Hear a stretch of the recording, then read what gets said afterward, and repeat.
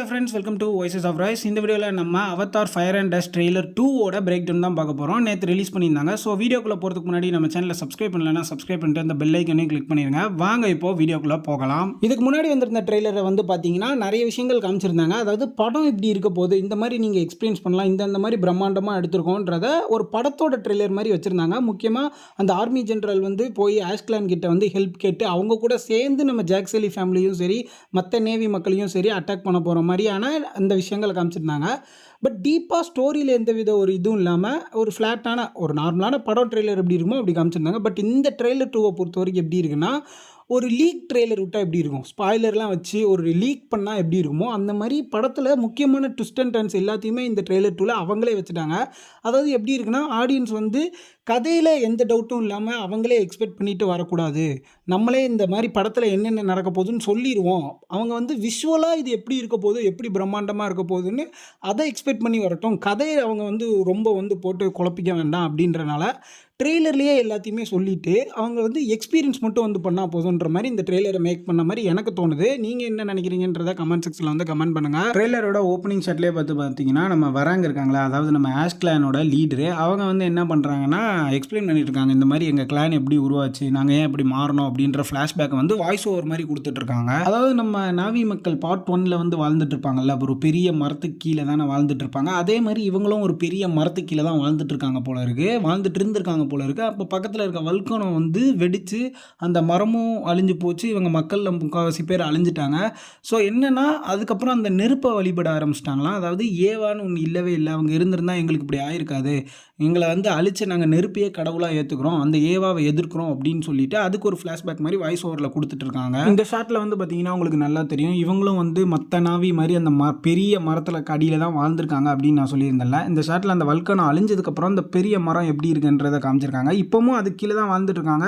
But என்ன, ஏவாவை வழிபடாமல் அந்த நெருப்பை வழிபட்டு இருக்காங்க. அதாவது அவங்களை அழிச்ச நெருப்பை வழிபட்டு ஏவாவை எதிர்க்கிறாங்க. அப்படியே இந்த ஷாட்டில் வந்து பார்த்தீங்கன்னா நம்ம வராங்க வந்து விண்ட் நாவியை வந்து அட்டாக் பண்ணிட்டு இருப்பாங்க. எதுக்காக அப்படின்னா நம்ம ஜேக்சலிக்கு வந்து அவங்க ஹெல்ப் பண்ணுற மாதிரி நிறைய சீக்வன்ஸ் காமிச்சிருப்பாங்க, அதனால அவங்கள அட்டாக் பண்ணுறாங்க. என்ன ப்ரோ விண்ட் நாவி அப்படின்னு கேட்டிங்கன்னா, இப்போதைக்கு நிறைய பேருக்கு தெரிஞ்சிருக்கும் அவதாரில் விண்ட் நாவிஸ்னா யாருன்னு. இருந்தாலும் வந்து நான் சின்னதாக எக்ஸ்பிளைன் பண்ணிடுறேன். அதாவது இந்த எலமெண்ட்ஸ் இருக்குல்ல, நீர், நிலம், நெருப்பு, காற்று, இதை வச்சு தான் வந்து இந்த அவதார் யூனிவர்ஸில் இருக்கிற நாவிஸோட நிலப்பரப்புகளை வந்து டிசைன் பண்ணியிருப்பாங்க. உதாரணத்துக்கு நம்ம பார்ட் 1ல் வந்த ஜாக்சலி அவங்க கூட இருக்கிறவங்களாம் வந்து நிலம், நம்ம வே ஆஃப் வாட்டரில் பார்த்தவங்க வந்து நீர், இப்போ நம்ம ஃபயர் அண்ட் டஸ்ட்டில் இந்த வில்லனாக பார்க்க போகிறோம்ல வராங்கோட கிளானில் இருக்கிறவங்க வந்து நெருப்பு, இப்போ நான் விண்ட் நாவின்னு சொன்னல அவங்க வந்து காற்று.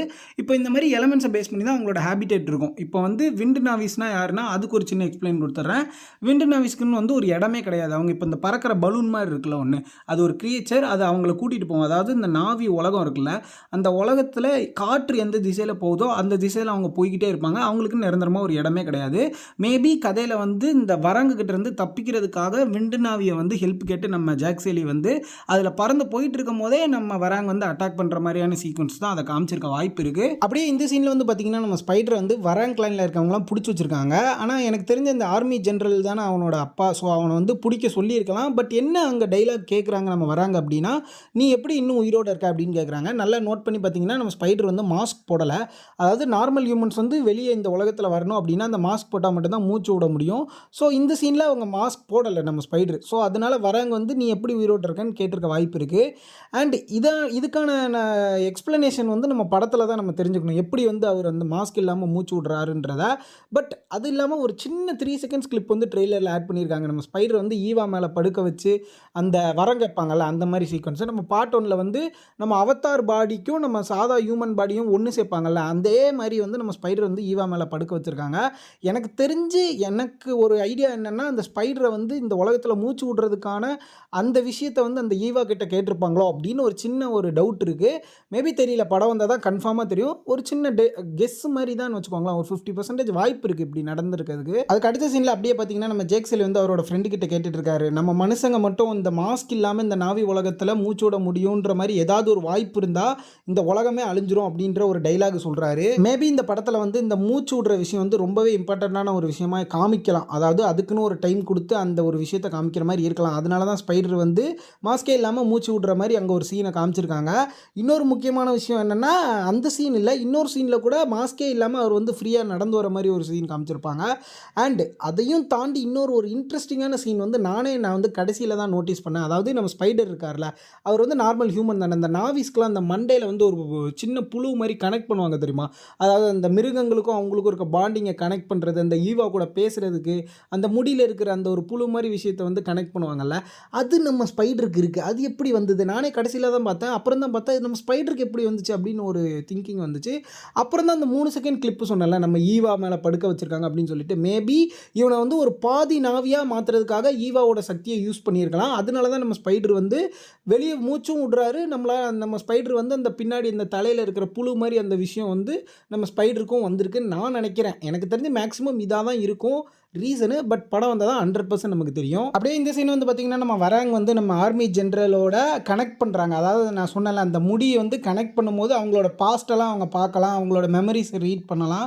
ஸோ அது வந்து ஒரு மேஜிக்கலானு சொல்ல முடியாது, ஒரு ஆன்மீகத்தனமான ஒரு விஷயம்னு சொல்லிக்கலாம், அந்த முடியை கனெக்ட் பண்ணி நம்ம பண்ணுற விஷயங்கள்லாம். ஸோ நம்ம வராங்க வந்து நம்ம ஆர்மி ஜென்ரல் கூட அந்த 2 முடியும் கனெக்ட் பண்ணுறாங்க. மேபி இந்த சீன் எதுவாக இருக்கும் அப்படின்னா, நம்ம வராங்கோட கிளான் இருக்குல்ல, அதோட பாஸ்ட்டை சொல்லக்கூடிய ஒரு விஷயமா இருக்கலாம். அதை தான் வாய்ஸ் ஓவரில் நமக்கு ஃபஸ்ட்டே காமிச்சிருக்காமாங்க. இது எனக்கு தெரிஞ்சு இப்படி தான் இருக்கும். அப்படியே இந்த சீன் வந்து பார்த்திங்கன்னா, நம்ம மாங்வான் கிளானில் இருக்கிற எல்லாருமே கன்னை யூஸ் பண்ணுற மாதிரியான ஒரு சீனை காமிச்சிருக்காங்க. நம்ம வராங்க கூட கன் எடுத்துகிட்டு அப்படியே நடந்து வராங்க நம்ம ஆர்மி ஜென்ரல் கூட.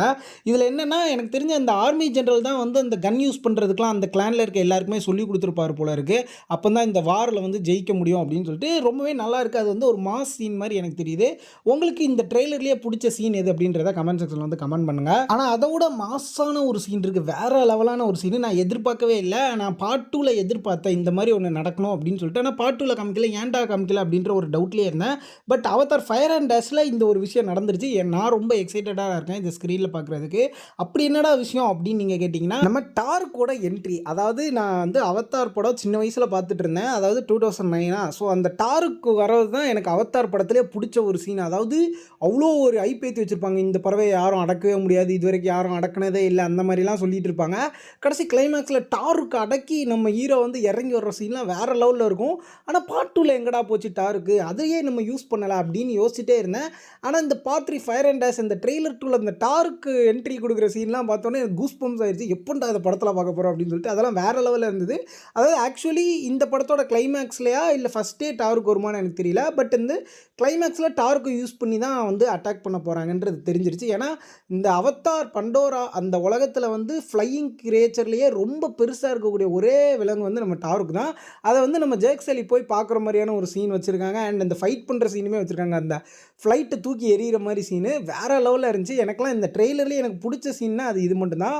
நீங்கள் என்ன நினைக்கிறீங்க டார்க்கை திருப்பி கொண்டு வந்ததை பற்றின்றதை கமெண்ட்டில் சொல்லிட்டு போங்க. அதுக்கப்புறம் பார்த்தீங்கன்னா, நம்ம நெட்டேரிக்கும் நம்ம வராங்க்கும் சரியான ஒரு ஃபைட்டு கிளைமேக்ஸில் இருக்குன்ற மாதிரி ஒரு சீனை காமிச்சிருக்காங்க. அந்த ஃபைட் உண்மையிலேயே வேறு லெவலில் இருக்குது. 2 பேரும் ரேஜான ஒரு ஃபைட் பண்ணிட்டு இருக்காங்க. இந்த சீனில் வந்து பார்த்தீங்கன்னா, நம்ம ஆர்மி ஜென்ரலும் ஸ்பைடரும் மீட் பண்ணிக்கிற கிளைமேக்ஸில் நடக்கிற சீக்வன்ஸ்னு நினைக்கிறேன். நம்ம ஸ்பைடர் வந்து ஆர்மி ஜென்ரலை மிரட்டிகிட்டே இருக்காரு. அதாவது நம்ம பார்ட் 2ல நடந்த அதே மாதிரி சீன் தான் நினைக்கிறேன். பட் இந்த வாட்டி ஸ்பைடர் ஆர்மி ஜென்ரலை தப்பிக்க விட மாட்டாருன்னு நான் நினைக்கிறேன். பட் எனக்கு தெரிஞ்ச அடுத்து பார்ட் 4 பார்ட் 5லாம் இருக்கிறனால என்ன நடக்கும்ன்றது நமக்கு தெரியல, படம் வந்தால் தான் தெரியும். சரி, ஓகே ஃப்ரெண்ட்ஸ், இதோட இந்த வீடியோவை நான் முடிச்சுக்கிறேன். இன்னொரு நல்ல வீடியோவில் உங்களை வந்து சந்திக்கிறேன். நம்ம சேனலில் சப்ஸ்கிரைப் பண்ணலன்னா சப்ஸ்கிரைப் பண்ணிட்டு அந்த பெல் ஐக்கானையும் கிளிக் பண்ணிடுங்க. Until the next video, goodbye.